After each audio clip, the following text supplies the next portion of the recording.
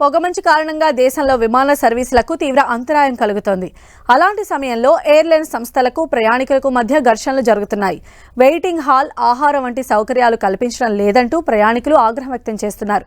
కొన్నిసార్లు బోర్డింగ్ ప్రదేశంలోనే ఆందోళనకు దిగుతున్నారు. ఇలాంటి సమస్యలను నివారించేందుకు పౌర విమానయాన శాఖ చర్యలు చేపట్టింది.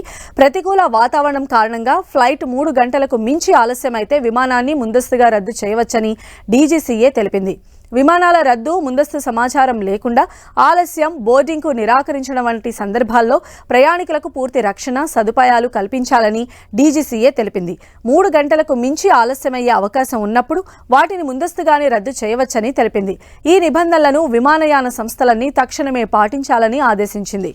విమాన ఆలస్యానికి సంబంధించి ఖచ్చితమైన సమాచారాన్ని సదరు విమానయాన సంస్థ వెబ్సైట్లో వెల్లడించాలని తెలిపింది. ముందస్తు సమాచారాన్ని ప్రయాణికులకు మెసేజ్ రూపంలో తెలియజేయాలని పేర్కొంది.